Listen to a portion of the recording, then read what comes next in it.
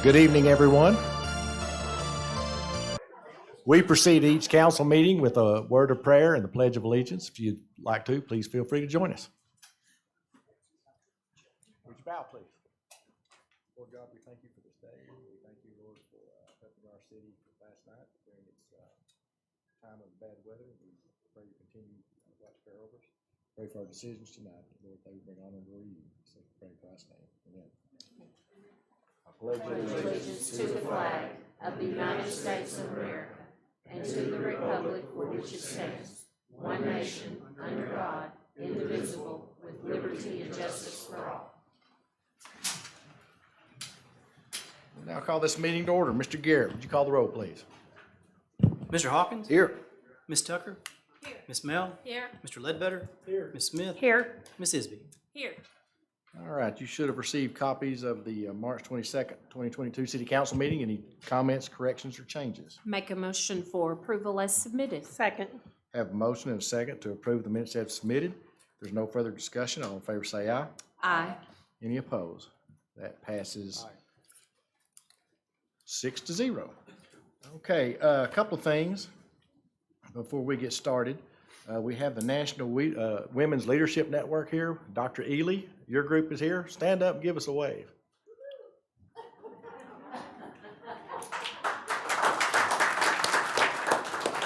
I have to know, Dr. Ely, did y'all learn anything from the women of City Hall today? Because I learned something. I learned something from them every day. All right. This week is also National Telecommunicators Week, and it is very important that we recognize our telecommunicators. They have an extremely difficult job.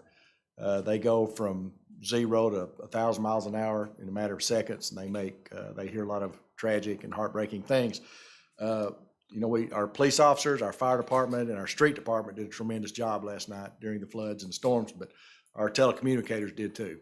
They were telling everybody where to go. So telecommunicators, thank you so much for the job you're doing. There's a couple of items tonight I want to talk about briefly. One will need suspension of rules. Item C2 has been pulled tonight. So moved. Okay, and on new business, I need to suspend the rules and ask the council to suspend the rules so we can move an item up. So moved. Have a motion second to suspend the rules. All in favor say aye. Aye. Any opposed? We want to move item D1. Ms. LaFever is from here with the Arkansas Municipal League to discuss an ongoing lawsuit. Ms. LaFever.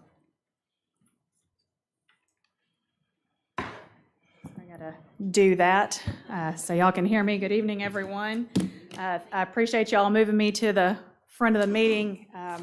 Hoping to get home before the weather gets bad.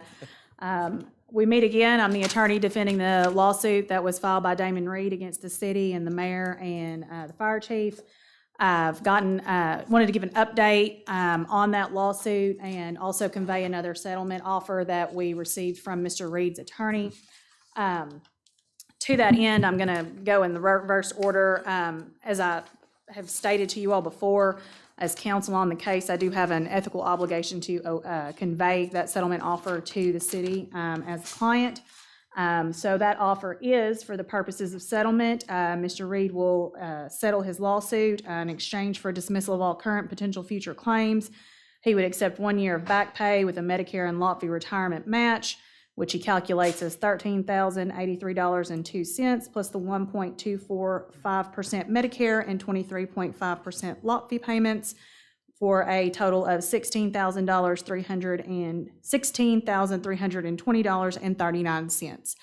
With respect to the settlement offer, that is the offer from Mr. Reed. I do want to convey to you that we did file a motion for summary judgment. The court has taken that under advisement. Federal Judge, U.S. District Judge, Judge Radofsky.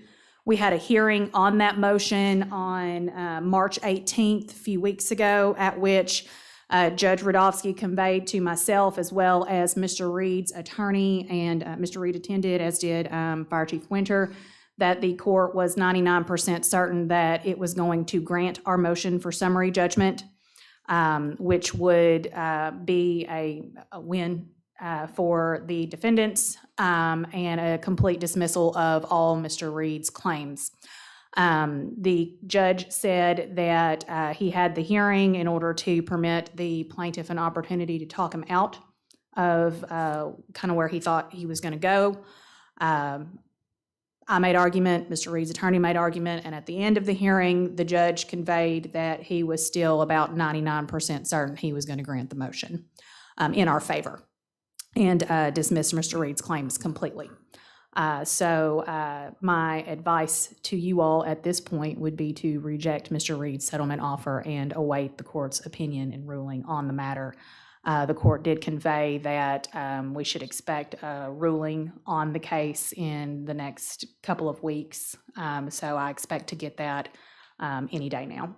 At which point in time, whether the judge does what he has indicated he is likely to do or goes with the 1%. But either way, I will absolutely let you know. But I do need to convey to Mr. Reed's attorney whether or not the city wants to accept the settlement offer, reject the settlement offer, or do something different. And I'll be happy to answer any questions. I kind of enjoyed the part where you said there's a 99% chance we're going to win. Yeah. Yes. It is. Second. We have a motion and a second to reject Mr. Reed and his attorney's offer. Did I say that right, Mr. Fingerman? All right. Mr. Fingerminder, would you like to weigh in on this? Not with the experts sitting right here. I want to make you look smart. Yeah. You got to try harder than that, Mr. Ross. Well, sometimes the smartest thing to do is to say nothing. Okay, we have a motion and a second to reject Mr. Reed and his attorney's offer of settlement. There's no further discussion. Mr. Garrett. All in favor, say aye. Aye. All opposed. That passes 6-0. Thank you, Mr. Fever. All right. I appreciate you all. I will keep you posted. Y'all stay safe. Thank you very much. Thank you. Next up is Community Development. Mr. Hawkins, it's all you, sir. Mr. Mayor, we've got a rather lengthy one tonight. We do. So we'll get started with that. We first of all have an ordinance authorizing the issuance of capital improvement bonds for the community center and the soccer complex, and we have an ordinance to read for this item. It is ordinance 022-36. And we have Mr. Paul Phillips, Mr. Gordon Wilborn here tonight.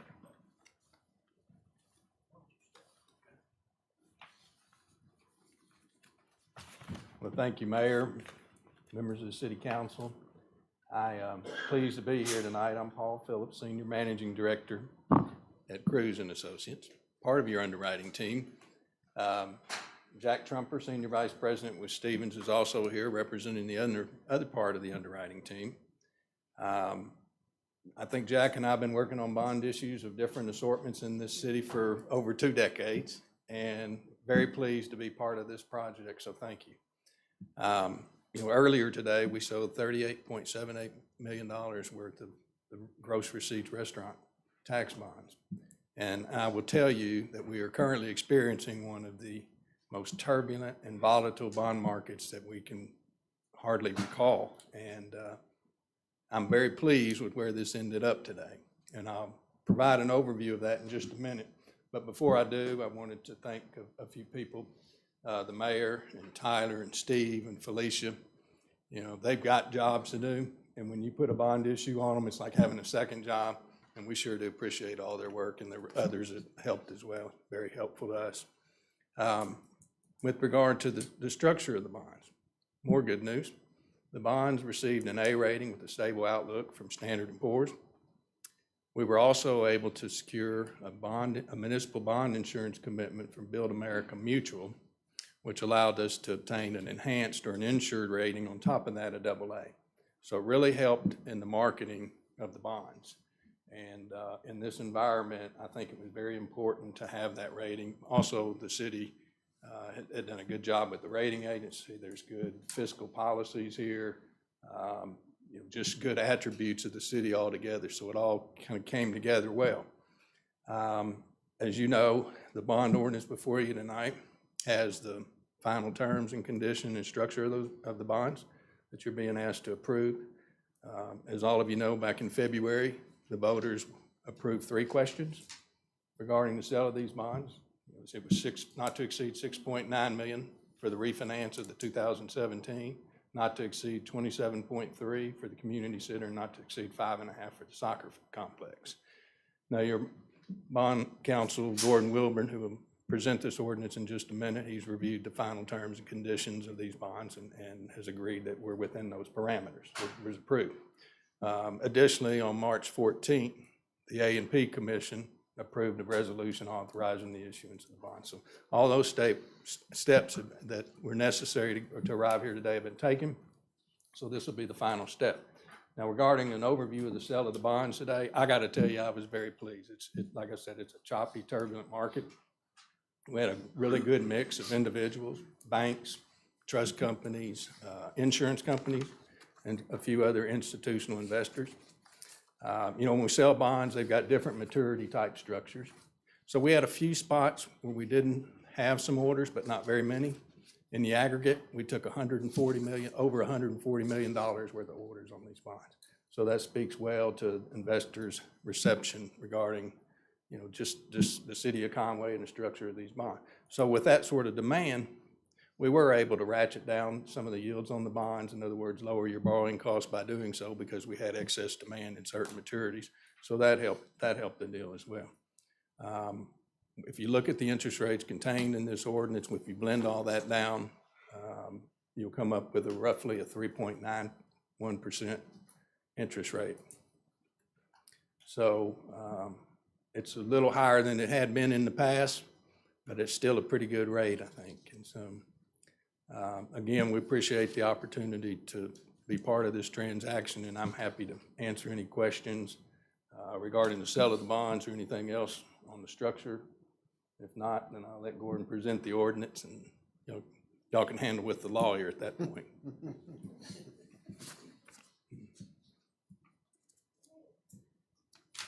Oh, I'm good. Goodness? Yeah. Great.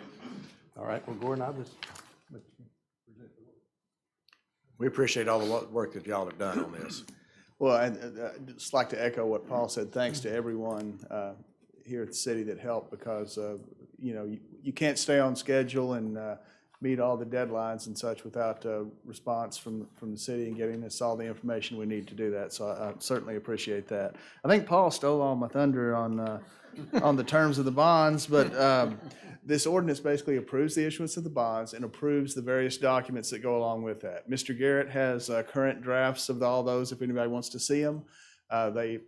There's still a few blanks for the ordinance number and such that I don't have, but the numbers are all even plugged in there if even anybody wants to look at those. The ordinance approves the issuance, like I said, the documents, and it ratifies Mayor Castleberry's prior signature of the insurance commitment documents, and then there's an emergency clause so that we can get the bond purchase agreement signed tonight. And at this point, as soon as that is signed, rates locked in, we'll close in about 30 days, but when you'll get your money, but the rates are set. So I'm happy to answer any questions. Second. I have a motion and a second to waive the 3 readings. All in favor say aye. Aye. Any opposed? Passes 7-0. Make a motion for adoption of the ordinance and the emergency clause. I have a motion and a second to adopt this ordinance with the emergency clause. Any further discussion? Mr. Garrett. Ms. Mel? Aye. Ms. Smith? Yes. Mr. Grimes? Mr. Ledbetter? Yes. Ms. Tucker? Yes. Mr. Hawkins? Yes. Ms. Isby? Yes. And the emergency clause, Ms. Mel? Aye. Ms. Smith? Yes. Mr. Grimes? Aye. Mr. Ledbetter? Yes. Ms. Tucker? Yes. Mr. Hawkins? Yes. Ms. Isby? Those both passed 7-0. Now it begins. Thank you. Felicia, can you breathe a little easier now? She's the one that's been cracking that whip, Gordon, getting everybody in line, showing up for meetings. Thank you all. Mr. Hawkins. Next item, Mr. Mayor, is an ordinance approving the location of a private club permit for Marriott Courtyard Hotel Cafe 501 of Conway Incorporated. We have an ordinance to read for this item. It's ordinance O-2237. Second. I have a motion and a second to waive the 3 readings. All in favor say aye. Aye. Any opposed? Passes 7-0. Make a motion for adoption. Second. Have a motion and a second that we adopt this ordinance approving the location of a private club permit for Cafe 501, Conway, Inc. Any further discussion? Mr. Garrett. Ms. Smith? Yes. Ms. Mel? Mr. Hawkins? Yes. Ms. Tucker? Ms. Isby? Mr. Ledbetter? Yes. And Mr. Grimes? Aye. Passes 7-0. Mr. Hawkins. Next item, Mr. Mayor, is consideration to approve nomination for the Oak Grove Cemetery Board. We have nomination of David Reynolds to the Oak Grove Cemetery Board. They will be replacing Ellen Gordy, whose term expires December 31st of 2026. And I make a motion that we approve this nomination. Second. I have a motion and a second to approve David Reynolds for the Oak Grove Cemetery Board. Any further discussion? Mr. Garrett. All in favor, say aye. Aye. All opposed? Passes 7-0. Mr. Hawkins. Next item, Mr. Mayor, is consideration to approve the nomination of Conway Corporation Board of Directors.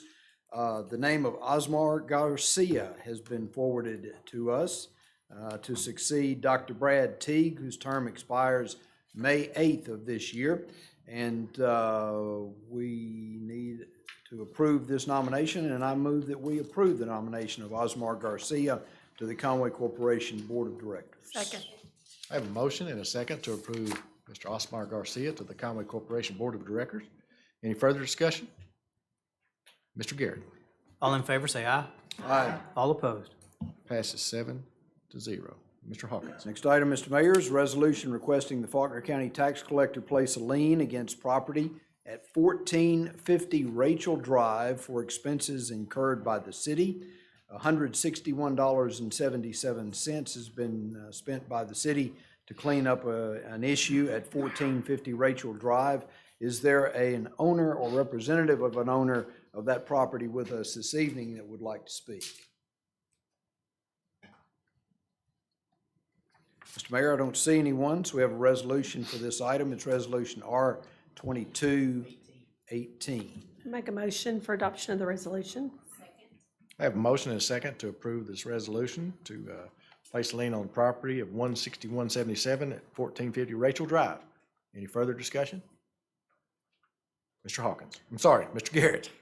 All in favor, say aye. Aye. All opposed? Passes 7-0. And we're getting to that time of year, Mr. Mayor, we'll start seeing more of these as Yes, grass yes. grows and what have you. Next item is a resolution to condemn the structure at 44,000 Oaks for the Code Enforcement Department. We have a resolution to read for this, and it's. We're I'm going sorry. to hold, yeah. They We're want us to holding hold, this one? hold this in committee, Mr. Hawkins. My I'm bad. sorry, I had marked a different one. That's my fault. I should have brought that up sooner. That is my fault.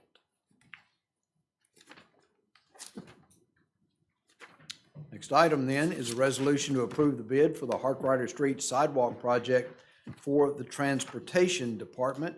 And come on down and tell us what we need to know. This is a sidewalk project along Harp from Bruce to Robbins. The low bid amount was $507,000. We actually have a Metro Plan grant for this for $200,000. So the city's share of that will be $307,000. But it's about 1,000 feet of sidewalk that run there along the east side of Harp and connect Bruce Street back down to Oak. And that's the area we've all There's talked about a for a long time. A lot of Tremendous folks use that. amount of pedestrian traffic along that area, stretch of highway. I make a motion for adoption of the resolution. I have a motion and a second to approve the bid for the Harp Street Sidewalk project. Any further discussion? Mr. Garrett. This be Resolution R-2219. All in favor, say aye. Aye. All opposed. Passes 7-0. Thank you. Mr. Hawkins. Next item, Mr. Mayor, is a resolution to approve the bid. Oh, never mind, I just did that.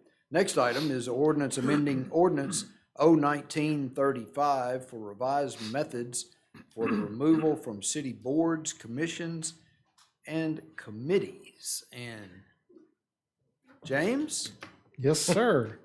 what do you got?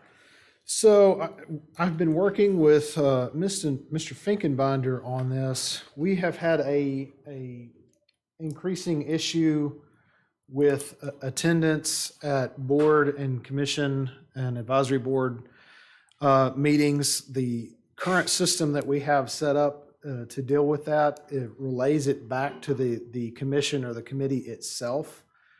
To do that, it places a incredibly, those boards and commissions in an incredibly awkward position to police the behavior and activity of the individuals that are on the board. So this amendment essentially takes a lot of the discretion out of that in terms of how they're removed.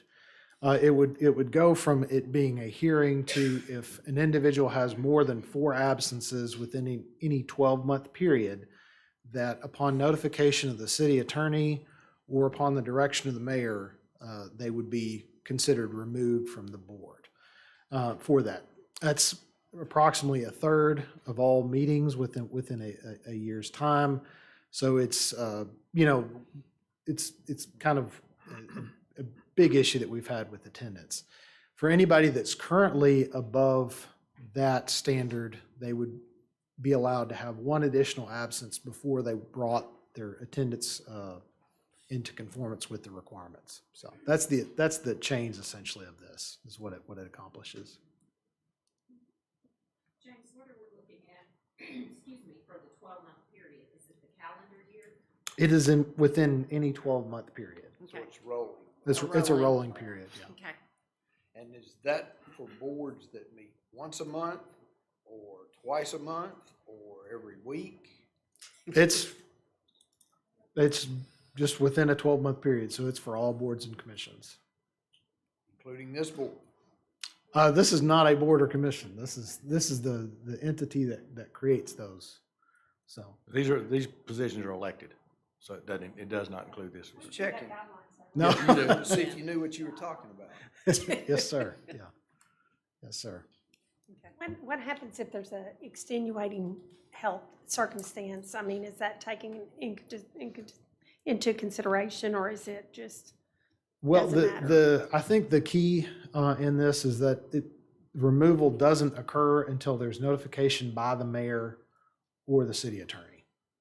So if it is an instance where, when the individual is notified that they're at 3 absences and we get to that 4th absence, and it seems like that it's a situation where it might not be warranted. We currently have one planning commissioner who has had some very serious health issues, and we do not want to see him go in any way, shape, form, or fashion. So it provides that discretion in that form. And with this having the emergency clause, it would be effective after we approve it tonight, correct? Correct. Okay. Yeah. Would So would it be retroactive? No, sir. Just approved it. So So it it'll be starts effective today? tomorrow. Starts Tomorrow. And essentially, if someone hasn't met the attendance standards, they're essentially put on notice at that point. They're allowed 1 additional absence, and if they have another absence after that additional absence, then they would be removed. I think that all boards need to be notified of this. Mhm. I think it needs to be done in writing, so that every board is aware. Right. Absolutely. I make a motion to waive the 3 readings. Second? I have a motion and a second to waive the 3 readings. All in favor, say aye. Aye. Any opposed? Passes 7-0. I make a motion for the adoption of the ordinance 02238 along with its emergency clause. Second. Have a motion and a second to adopt this ordinance with the emergency clause. Any further discussion? Mr. Garrett? Mr. Hawkins? Yes. Mr. Ledbetter? Yes. Ms. Isby? Yes. Ms. Smith? Yes. Ms. Mel? Ms. Tucker? Yes. And the emergency clause, Mr. Grimes. Aye. Now the emergency clause. Mr. Hawkins? Yes. Mr. Ledbetter? Yes. Ms. Isby? Yes. Ms. Smith? Yes. Ms. Mel? Ms. Tucker? And Mr. Grimes. Those both pass 7-0, and we will send a letter from my office to all boards. Great idea, James. Having sat through one of those, it's very awkward. It was to try was to- collectively yes, it's one of very the awkward. horrible experiences. Yeah, Yes. it was. Okay, Mr. Hawkins, I'm sorry. Oh, I'm sorry. Go ahead, no, go ahead. I Mr. just, Finkenbein. I just wanted to commend James for all of his work on this. He has really, for the past 2 or 3 years, been dedicated to this. And in my opinion, as an attorney who frequently has to deal with boards and commissions, y'all don't create those boards and commissions for no reason. You create them because they're important to the functioning of the city. And I believe that James's hard work on this is really going to improve the efficiency of every board and commission that the city council has created. Thank you. Okay, thank you. Mr. Hawkins? Next item, Mr. Mayor, is an ordinance to amend the Conway zoning code revisions of definitions and table for office, bank, and financial institution for the Planning and Development Department. James, I know you're still going to be standing there. Tell us about this. I'll be parked here for a while. Okay. We have had I'll call a problem that frequently has been arising where if someone has a sort of an office like a financial advisor, the way that our zoning code currently treats those as banks, unfortunately, in a lot of zones, it's required as a conditional use permit. Now, the difference between a Northwestern Mutual office and, say, any other type of office use is very small. And so what we've done, we've ran into this enough times where we've had somebody caught and it's like, oh, well, you got to apply for a conditional use permit. And the intention of that provision originally was to deal with issues where banks have drive-throughs, that sometimes that is sort of an impact or a use that might have warrant that additional review. So what we've done with this change is basically to treat those financial advisory firms as an office use, not as a bank or savings and loan. Gotten rid of financial institution totally as a type of use and streamline those things so that we don't have to keep dealing with those essentially meaningless conditional use permits for that type of use that we approve every single time. Make a motion, we waive 3 readings. I have a motion and a second to waive the 3 readings. All in favor say aye. Aye. Any opposed? Passes 7-0. Second. I have a motion and a second to adopt this ordinance. Any further discussion? Mr. Garrett? Ms. Tucker? Yes. Mr. Grimes? Mr. Hawkins? Yes. Ms. Smith? Yes. Ms. Isby? Yes. Mr. Ledbetter? Yes. Ms. Mel? Passes 7-0. Mr. Hawkins? Next item, Mr. Mayor, is a resolution to amend the master street and trail plan addressing Connect Conway for the Planning and Development Department. And James? So in the work on the raised grant application, which is Connect Conway, we wanted to make sure that the route for the application was reflected on our master street and trail plan. So that is what this amendment is achieving, is basically to make sure that that routing location is reflected on that plan so that when we apply for it, we can say it is supported by our plans. So that's kind of the main reason for that.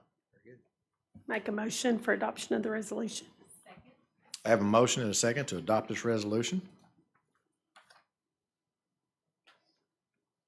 Resolution 19, Okay. 2219. Any further discussion?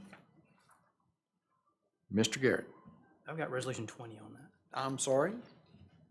R2220. All in favor, say aye. All opposed? Passes 7-0. It Mr. is- Hawkins? It is 20. I apologize. I missed an item above that. Andy, before you go. Yes. So 2 days, we submit. The application is due at 4 o'clock on Thursday. We will be submitting that before 4 o'clock. to make sure that we don't have any electrical malfunctions. Or the last button to push. Yes, yeah. We definitely want to get the button pushed, get it in, get it completed. So we feel like we're on the last leg of a marathon, dragging into the very end, but we're going to get there. Well, So thank you to you and Robbie and everybody, Aaron, everybody who's been working. I know it's, special thanks needs to go out to Kurt. Thoughts, And Kurt, prayers. yes, Yes, he is as busy as anybody right now, completing some engineering work on it. So we have all been continually saying, "Poor Kurt. I'm sorry, Kurt. I'm sorry, Kurt. Poor Kurt." He is definitely earning his keep these last few weeks. so think good thoughts, guys. Yes.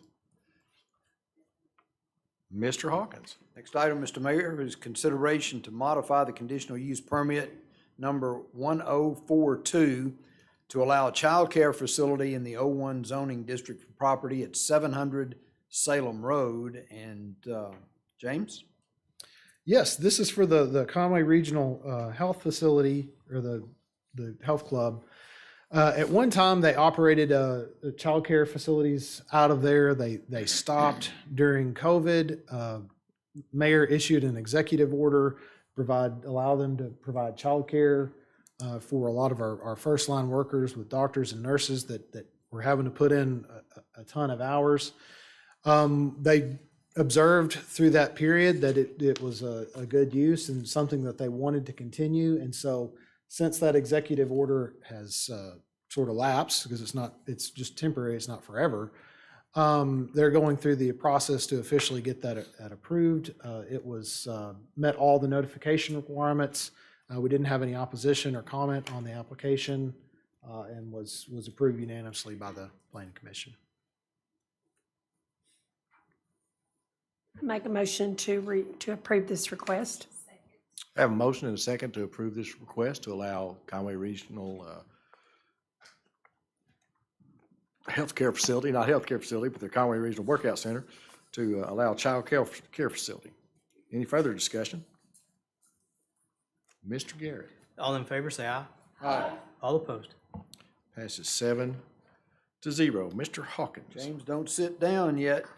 Consideration to modify, number 12 is consideration to modify the conditional use permit number 1277 REV to allow restricted retail and general in the O1 zoning district for property at 2525 Prince Street. And good luck. Yes, sir. Council, I did get a letter from a family that had some concerns about this. There may be some folks in the audience tonight that wants to speak against this. So after Mr. Walden speaks, we'll open that up for the opportunity for anyone else who would like to speak for or against. Go ahead, Mr. Walden. Now, one small note, when it says REV at the end of a conditional use permit, that means that it's revised. So It's already been this would be a revision of a revision on this conditional use permit. Currently, they're allowed for restricted retail on the site. It was sort of a broader conditional use that was approved for several properties there on the south side of Prince Street, just east of the Kinley Trail. That development kind of fell through, obviously, since it's all vacant. There's been a lot of renewed interest in development of that property recently, with multiple ones having gained interest through there. It was previously approved for restricted retail. The applicant is requesting general retail as well as a restaurant with drive-through there. So it would broaden the amount of allowed retail uses to be a little bit more intensive. Some of the ones that would be allowed would be, for example, department store, household appliance store, office equipment sales and service, pet shop. Those are some of the types of things that are allowed in general retail.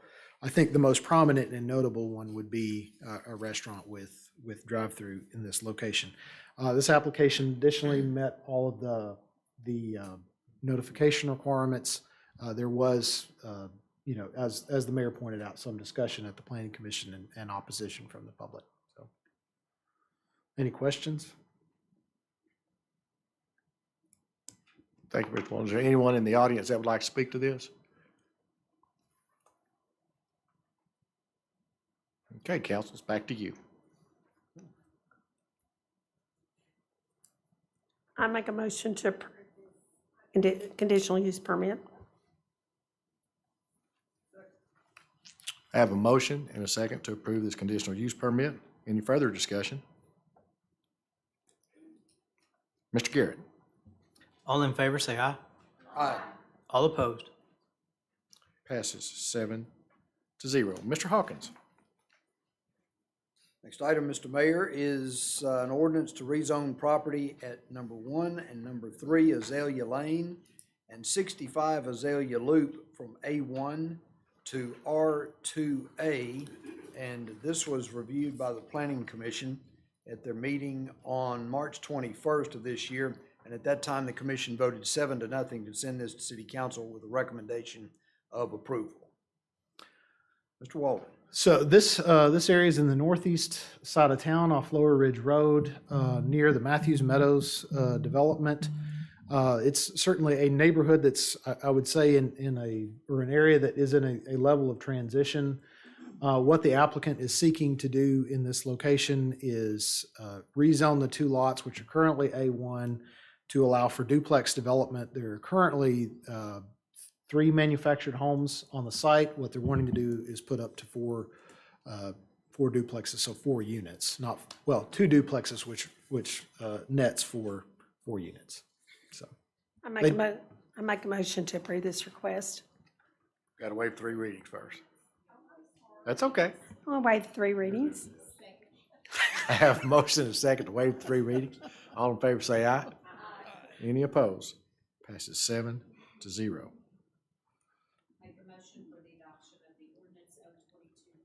Second. Have a motion and a second to adopt this ordinance. Any further discussion? Mr. Garrett. Mr. Hawkins? Yes. Mr. Ledbetter? Yes. Mr. Grimes? Ms. Tucker? Yes. Ms. Smith? Yes. Ms. Isby? Yes. Ms. Mel? Passes 7-0. Mr. Hawkins. Next item, Mr. Mayor, is an ordinance to rezone property at 3055 Sturmer Road from RU1 to A1. And this was reviewed by the Planning Commission at their meeting March 21st. And the commission voted at that time to forward this to City Council with a recommendation of approval. That vote was unanimous at the Planning Commission level. We have an ordinance to read for this item. It's ordinance O-2241. Second. I have a motion and a second to waive the 3 readings. All in favor say aye. Aye. Any opposed? Passes 7-0. Make a motion for the adoption of the ordinance. I have a motion and a second to adopt this ordinance. Any further discussion? Mr. Garrett. And this will be ordinance O-2241. Ms. Mel? Aye. Mr. Ledbetter? Yes. Mr. Grimes? Aye. Ms. Isby? Yes. Ms. Tucker? Yes. Mr. Hawkins? Yes. Ms. Smith? Yes. Passes 7-0. Mr. Hawkins. Mr. Mayor, I think this is the final item here that I've got. You've just sailed right on through. I'm telling you what. Final item is an ordinance to rezone 3.7 acres more or less. Property is located at 2522 and 2600 College Avenue. It presently is zoned O2. The requested zoning is for a PUD. The Planning Commission met and voted on this item at their meeting March 21st of this year and voted 7-0 that the request be sent to City Council with a recommendation of approval with 12 conditions. And there are 12 conditions on pages, the second and third page of your packet there. James, I'll hush and let you talk for a while. Yes, so this development is called the University Lofts. It is being brought by a entity that has developed different types of these, or this same type of development in several college towns throughout Arkansas. They are directing this towards college students and medical professionals, which is sort of why the reason that they are interested in locating it in this area, being close to Conway Regional, as well as the UCA campus.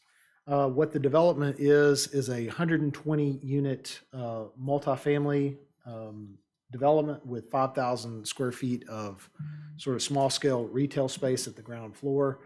This location is intended to be along the Regional Greenway, the Northwest Trail, so that retail and that could be oriented towards that. That's part of the allure.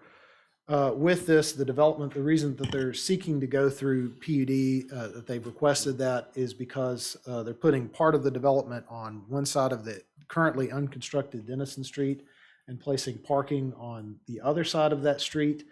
So this is sort of the route that the planning department directed them towards to achieve that, because I really wasn't sure how they would do that application if it were on two separate properties.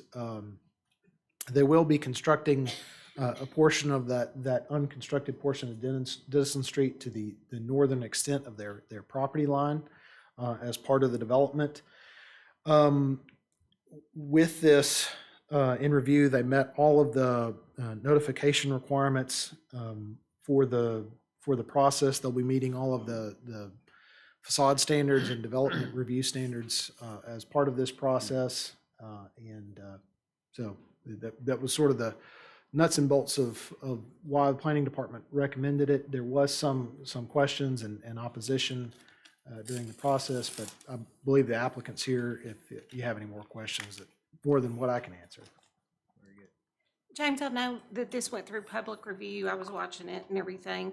And I did see that some of the neighbors, had concerns. What I never saw addressed was the traffic. And that's what I keep hearing. People are complaining to me about more traffic spilling out onto College.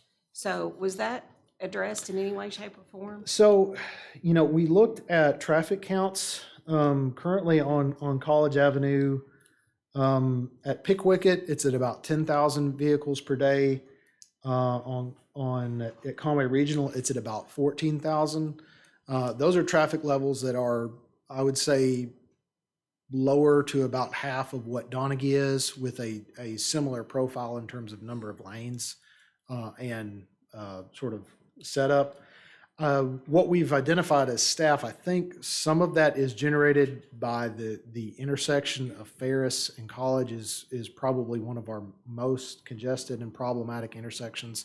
It's also one of the ones that has been identified for improvement with a roundabout. In terms of looking at traffic impact, what we looked at was for a typical weekday, the multifamily component of this would increase traffic by about 653 vehicles per day, and the retail component would be about 332. So it's in terms of its actual impact is fairly marginal. I think one of the advantages of if this were to this being developed versus it developing fully in its current form, I think there is less car dependence with this because it will be targeted towards students, towards employees at Conway Regional, that in some of those aspects, there'll be traffic that's generated at off-peak times. So I think there's a benefit that if this were just some sort of office that were, 35 feet tall, that is currently allowed there, that you would have sort of, I would think, greater traffic impacts because people would be coming to work, coming throughout the day, and then leaving at peak hour. So I think this will actually have some benefits in terms of that versus what is otherwise allowed at the property currently. And I forget now exactly what all was said at the meeting, but did you sufficiently address the concerns of the neighborhood that is back behind that? And I don't down into their backyard. Yeah, I don't. That's probably not a good question for me to answer because my answer might be different than those folks. In terms of screening and evergreen screening and the requirements that are placed, some of the requirements that we have would be a 20-foot undisturbed vegetative buffer that would include the addition of planting evergreen trees capable of forming a continuous row of vegetation to at least 30 feet in height, in addition to all the other landscaping requirements. So basically, if you've ever heard of arborvitae or through a green giant, it basically would be a curtain wall of green vegetation that they're required to put in. How many years will that take? Those typically maturity. can grow 4 to 5 feet per year. So it would take, a few years to get in there. But they are a fairly quick growing species. So. Additionally, on the other side, one of the conditions that we required was everything north of the existing concrete ditch that runs through that property would have to be maintained in a vegetative buffer state with an evergreen buffer as well. So it is, I would say, pretty strongly conditioned in terms of buffering. Whether that satisfies the neighborhood, I don't think that does 100%. But from a planning standpoint, that's about as good as you could do. Yeah.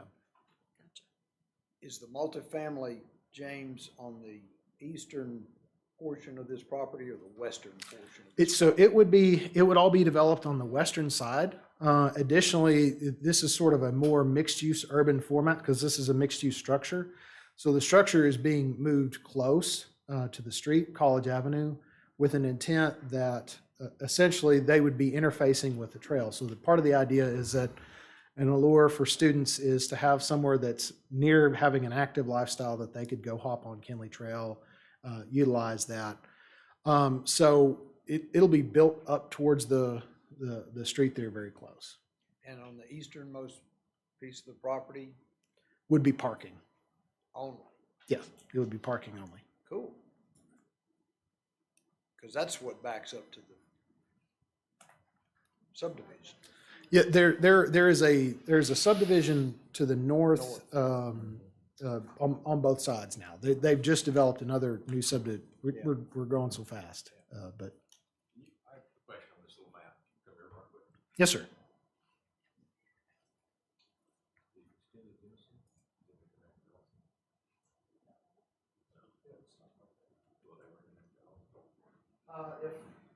If this develops back here, But it's not prohibited from connecting to something like that. At some point, it's built, it'll have to. This is the Good family we're talking about, isn't it, Susan? Good. James, what size range are these apartments square footage wise? that's something probably the applicant can discuss a little bit better than I can. I know that they're one bedroom apartments. So, but Mark, they're, 480? Mark, they're here. Would y'all like to hear from Sure. them? I think it would be a good idea to hear Yeah. from them, if that's okay.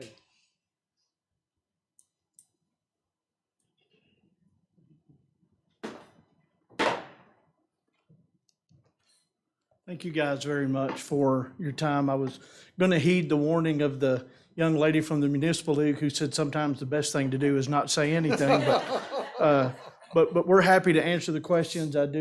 Didn't mean to be distracting. I've got a couple of visual aids here if that helps, and I'm happy to talk through the process or whatever, just to answer questions. I want to be respectful of your time.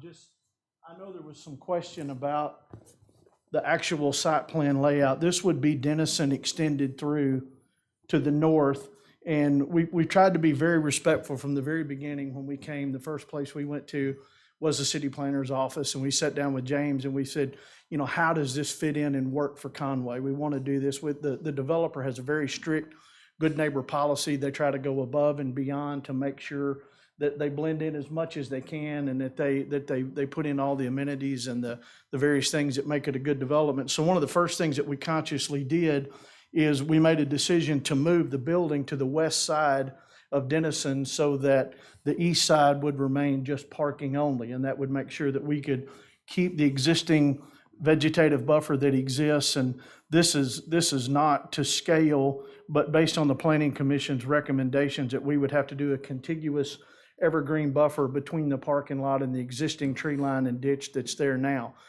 In response to your question about the height and how fast it would grow, we would lean on, local landscape architects, but based on our preliminary research, we found that we think we can reasonably put in like a Leland cypress that we could probably easily get at an 8 to 10 foot at time of planting, and those grow 5 to 7 feet per year. So we feel like inside of about 3 years, we should have that 30-foot height. And the great thing about that particular tree is it'll grow to be up to 50 or 60 feet in height and up to 25 feet wide. So we certainly don't want to do anything to be a burden to the neighbors, to the north of us. So we think we hired Mr. French and his firm here in Conway, well-respected engineers here to help us with the site planning, to make sure that we address the drainage issues and to make sure that we had a plan that was respectful. And so that gives you a little bit of the visual in terms of the orientation of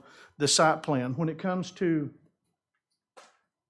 the size, these are luxury micro loft units. They run between 400 and 450 square feet. They are all one bedroom. They're all completely furnished and will be provided with all utilities and amenities included. The units or the buildings that are in service now in Jonesboro are about 80% student and about 20% healthcare. They are 95% plus single occupancy. These are not designed, when you hear about housing designed towards students, the previous model has always been that quad with one living room and 4 bedrooms. These are literally designed for one person, unless you happen to have a married couple that might be an undergraduate program or something like that. But these are designed typically for just one person. Very secure cameras, very well apportioned, very well amenitized. Lots of very secure. Primarily a lot of what we have seen target-wise is these are places that typically parents want to put their kids in because they're very well maintained and they're very safe, and they don't they're very well managed. They don't put up with we're building our second one in Jonesboro. I don't think we've had a single complaint ever lodged, and so they're very well professionally managed.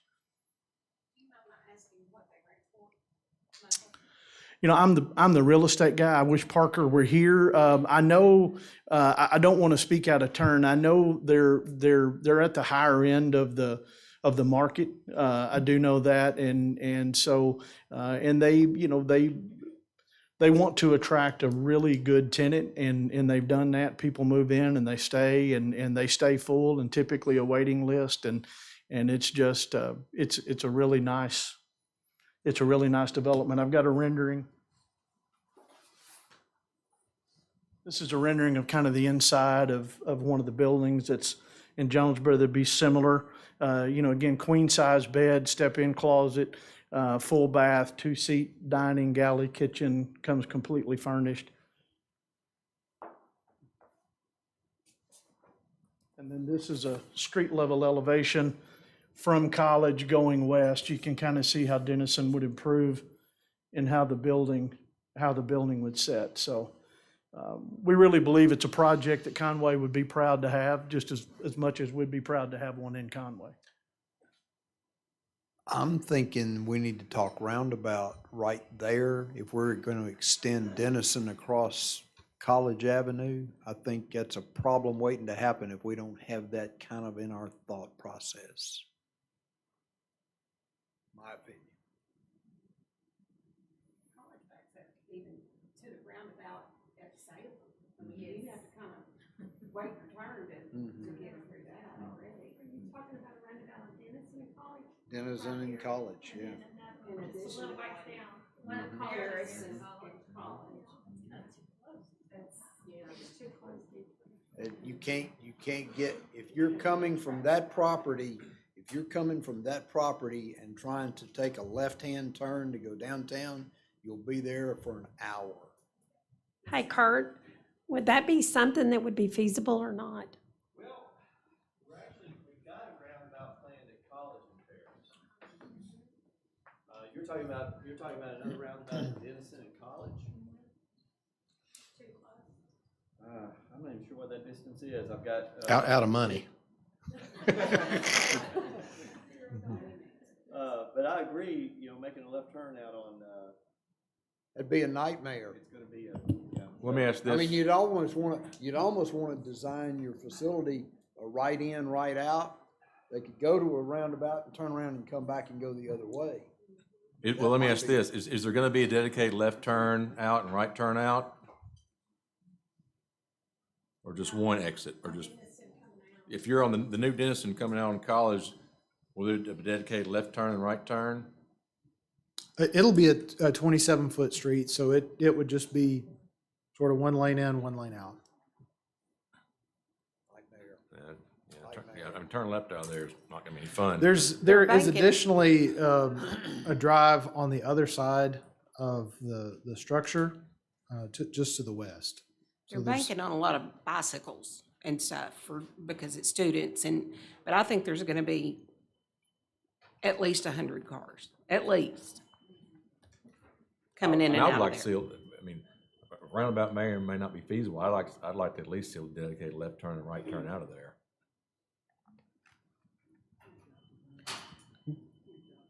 Personally, I just think it's They- too dense. They do have the width to do that within that right of way, so that could be accomplished. Because I think you're right, trying to get left out of there. It's not, yeah. And that's the direction most people, if they're driving, are gonna go, to There's get gonna- to town or get to Conway Regional. So how many units would be in this? It's 120 units. 120. Now, I will say, I'm sorry, Go ahead. years ago, several years ago, we had the issue of, we need apartment housing for students and others. But years ago, we had the issue where apartment housing for students was built far away from the schools. And the problem was, they drive to school and clog up the roads from apartment to school. So the thought is you need student housing close to the schools, and this accomplishes that. And it is going to be walkable to those who want to do it. So if you're going to do it, and this is the place you want to do it. I don't have a problem with the development, not at all. I'm thinking traffic. Sure, and based on the site plan, and Mr. Prince could probably help me out, but I think we've got the east-west room to, if the city needed, wider, needed a turn lane in Denison, I certainly think our site plan can support. 60-foot right of way, so I think there's room for a left and right turn there easily. That'd be good. I think a lot of the deal too is,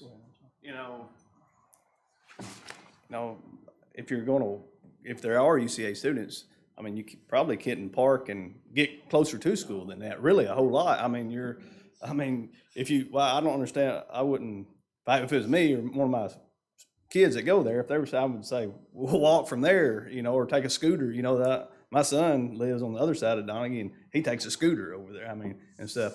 So it would be, I think a lot of them will ride a bike, walk, or scooter or whatever over there and not actually drive, and if they're going at I drive down College all the time during the day. I don't dare go down College at 8 o'clock in the morning, but I go down at 9, 10 o'clock all the time, and there's really not that much traffic on it at 9 or 10 o'clock. You could get in and out of there easy at 9 or 10 o'clock, or 2 or 3, during the day even, but 8 o'clock or 5 o'clock. Give it 5 o'clock. Yeah, 8 o'clock, 5 o'clock, but most students aren't going to UCA or somewhere else at 5 o'clock, and they're probably going home to take a nap or something, but anyway. I know UCA has that van and bus shuttle service. I know there's a pickup in that lot by the roundabout at Ferris and Bruce. And so, if nothing else, the students can walk to there and then get to other places, campus, and, UCA might even swing a leg over there if there's enough student I don't demand. think that they would have a big problem with putting a left and right turn lane. It wouldn't be that much more expensive right there to add a right lane if that. No, and I just verified with city planner that the right of way is there, so certainly it would be disingenuous for me to stand up and start my speech out that we want to be good neighbors and then not want to do what we need to make sure that we facilitate, so Help your project. we certainly don't want, we want it to be as smooth of traffic a situation as possible, so the right of way is there, and if it's the desire of the city that we put turn lanes in on Denison on that north side, we're happy to do that to facilitate. That's great. Thank You you. bet. Could I see the site plan picture again? James, I know we have plans James and Kurt. Plans to improve college and add a path along it? Correct. Does that take that into account? Yes. Okay. I was fixing to ask, exactly how close to college is that building? What's the footage? Do you mind if we grab that?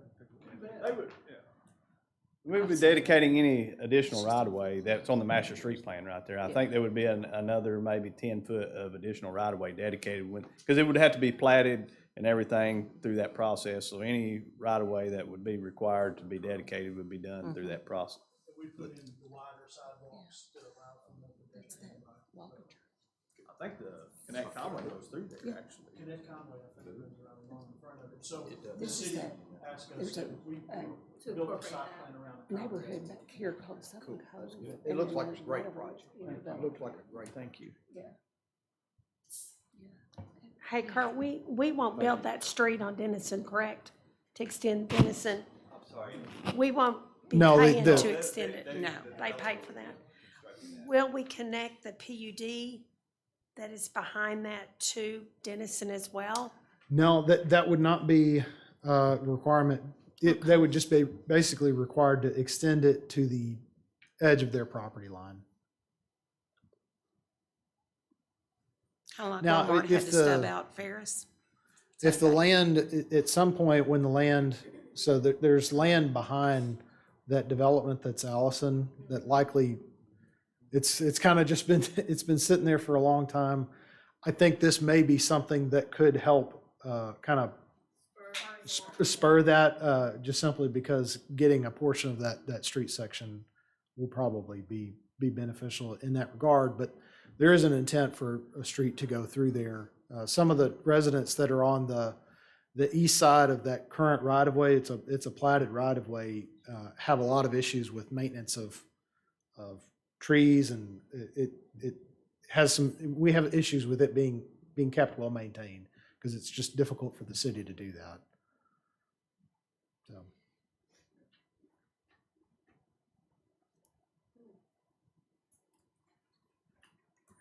Council, what's your desire? We haven't done that yet. We need a motion or Need to something? waive 3 readings. Okay. Yeah. Second. I have a motion, a second to waive the 3 readings. All in favor say aye. Aye. Any opposed? Passes 7-0. I'll make a motion for adoption of the ordinance, Second. and we'll, Have a motion and a second to adopt this ordinance to rezone property located at 2522 and 2600 College Avenue from O2 to a PUD with the recommendation, with the conditions, 12 conditions, with the addition of a 13th condition, which is a right-left turn lane coming out of the apartment. Is that correct? I think so. All right. I'm sorry. No one wants to, anyone else want to speak this? Okay. If there's any further discussion? Mr. Garrett. This be ordinance 02242. Ms. Isby? Yes. Mr. Ledbetter? Yes. Ms. Mel? Aye. Ms. Smith? yes. Mr. Grimes? Aye. Ms. Tucker? Mr. Hawkins? Yes. Passes 6-1. Thank you, Mr. Hawkins. Mr. Mayor, we were just flying along there till we hit that bump. Yeah, you just kind of messed it all up there at the end. Good job. Next up, we have the Public Service Committee, and the first thing to look at is an ordinance appropriating funds for the completion of the landscape planning on Prince Street. Mr. Spencer Clausen. And I would like to point out that we were struggling for a quite lengthy period on getting our irrigation system back up and running on that. I know Spencer reached out to a number of companies to get that done. They never did. And finally, he and his crew blocked off a portion of the road and traffic and went out there and got it fixed up. So got her done. We did. We knocked it out. They did a great job. Good job. Anyway, Spencer, you're up. Ended up saving thousands too. It was a major project for us, and we was real proud to get it started and be able to finish it. So, looking at Prince Street Landscape Project, this is going to need to get $22,282 from the general fund into the physical plant's budget, so that we can have Olive Branch complete this project. This is the islands in Prince Street that stretch from Western all the way down to Salem. And it's going to plant 44 trees. The tree that has been selected was the tulip poplar. It's Andy Hawkins' favorite tree. It's has a beautiful flower that flowers in April with a wonderful fragrance. It's a fast-growing tree, and I think it's going to look really good from one end of Western to Salem. And the roots don't grow out into the street. The root sprawl is minimal. Yes, sir. There you go. I make a motion to waive 3 readings. I have a motion and a second to waive the 3 readings. All in favor say aye. Aye. Any opposed? Passes 7-0. Make a motion for adoption and the emergency clause. I have a motion and a second to adopt this ordinance with the emergency clause. Any further discussion? Mr. Garrett. The ordinance O-2243, Mr. Hawkins, Yes.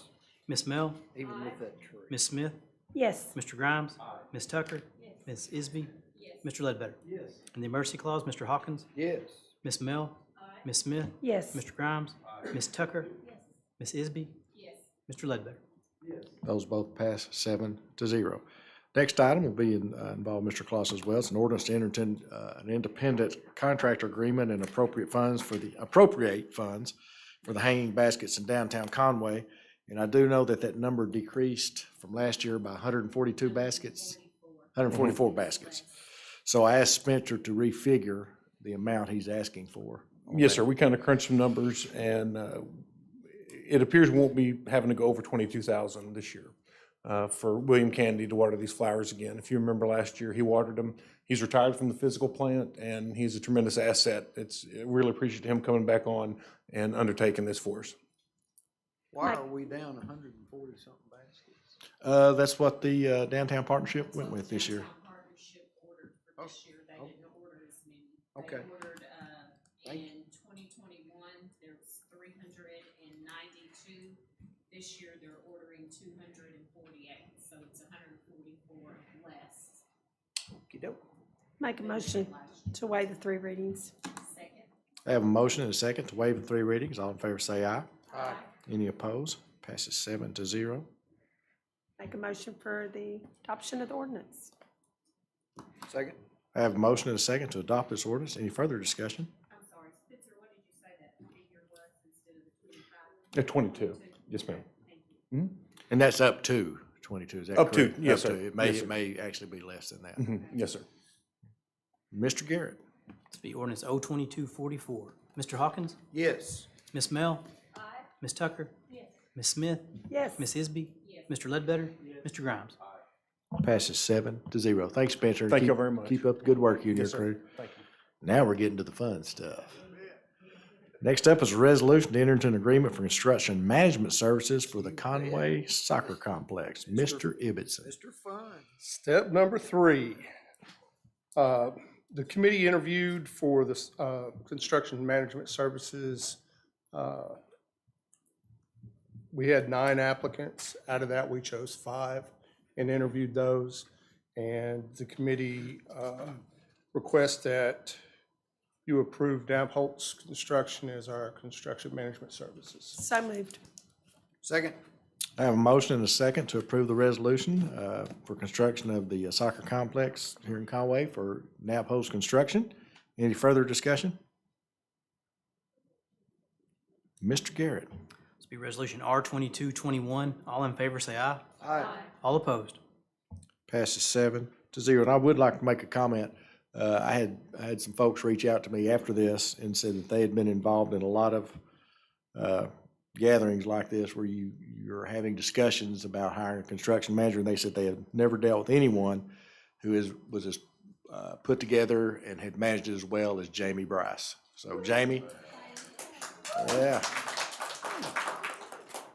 So when will we be playing on the new soccer? Next week. No, that was a joke. Next up is a resolution to enter into an agreement for construction management services for the Conway Community Center.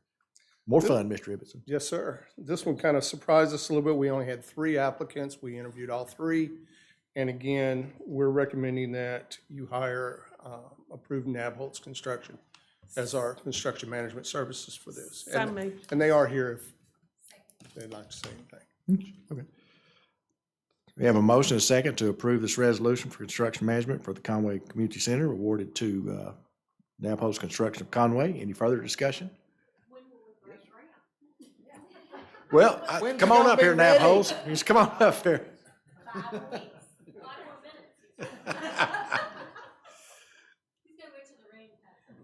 Anyway, any further discussion?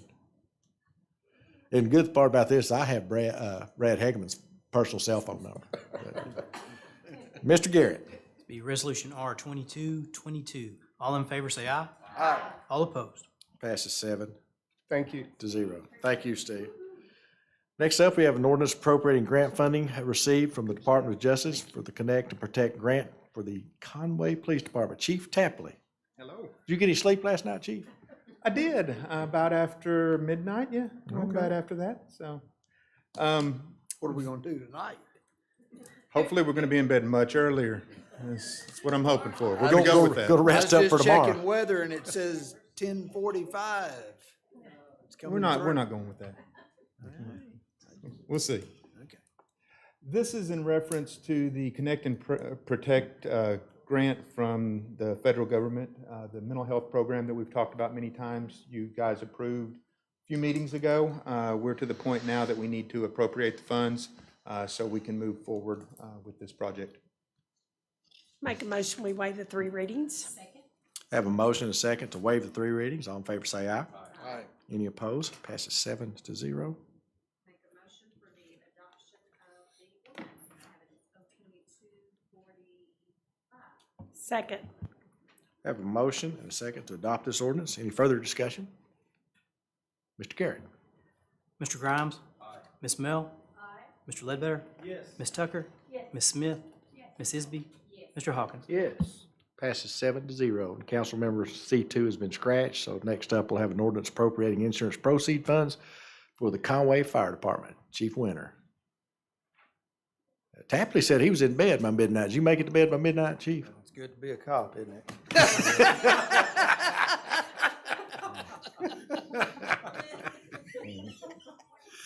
We received an insurance check for $2,681. We're just asking for acceptance. So moved. Make a motion to, I'm sorry. Have a motion and a Waive 3 second readings. to waive the Second. 3 readings. All in favor say aye. aye. Any opposed? Passes 7-0. Make a motion for adoption. Have a motion and a second to adopt this ordinance. Any further discussion? Mr. Garrett. Be O 2246. Mr. Hawkins? Yes. Mr. Grimes? Mr. Ledbetter? Ms. Mel?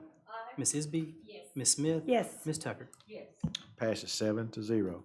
And the next one's kind of a fun one, and I think retired Chief Ledbetter has something he want to add to this one. Next is a resolution to enter into an agreement for construction management services for Conway Fire Station Number 3. Chief Winter. Oh, yes, we went through I thought Chief Ledbetter was fixing. Okay. Well, I did, but he's going to speak first, and he's going to speak second. I said retired first, which means since we're both retired, what we have to say really doesn't matter, so we're going to let the real chief speak first. So we went through the same process as Mr. Ibbotson did. We interviewed 5 companies, and we'd like to make the recommendation of Nabholz Construction for construction management services for Station 3. So moved. Second. I have a motion and a second to approve the resolution for Nabholz Construction for the construction management for Fire Station Number 3. Any further discussion? Mr. Garrett. Be Resolution R 2223. All in favor say aye. Aye. All opposed. Passes 7-0. Chief Ledbetter. Yes, sir.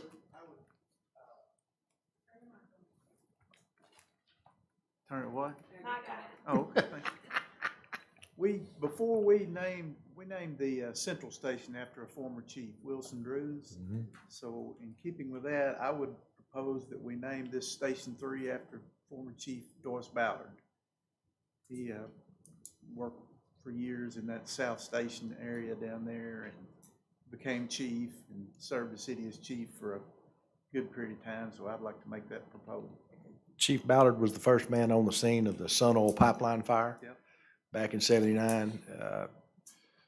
It will never be said of Chief Ledbetter and I, but Chief Ballard had a heart of gold. He gave 110% to the city of Conway. Just a tremendous man. I'd like to go along with Chief Ledbetter on this. I know I can't vote or or anything else, but I agree 100% with Chief Ledbetter on this recommendation. So moved. Is that a motion? or- Yes. Okay, second. We have a motion and a second to name the newly reconstructed Fire Station number 3 on South Harkrider Lane, or South Harkrider, in honor of former Fire Chief, the late Doyce Ballard. All in favor say aye. Aye. Any opposed? Passes 7-0. Thank you, Chief Ledbetter. Thank you, Chief Winter. Remember, the building review standards will be in a committee meeting, so we'll start at 5:30 on April 26th. And we have someone from NAPHOS, I think, Brad, for talk about, what's that stuff? It sounds, EFS. That's what, is that what we called you in high school? What's that? EFS? Probably one of the things you call me. I'd like to correct that. I don't think this is just about EFS. I think this is Oh, no. about a lot more than. And then just someone that. from Rick Sowell is also coming to talk about EFS. So we got two different folks, but it is about the entire Yeah. project. But I know Construction. EFS has really been something to consider. So that's all we have tonight. I will take a motion to adjourn. Yes, ma'am. Ms. Hill. Before we adjourn, I think we need to recognize that we have a birthday boy in our presence. Alderman David Grimes. Wait a minute, whoa. He is way past. That's okay, he can be a boy. No. He has entered the old man stage. Well, just think about this, the older he gets, the older that makes you, Bart, so that's why I said the birthday boy. 40 has never looked better.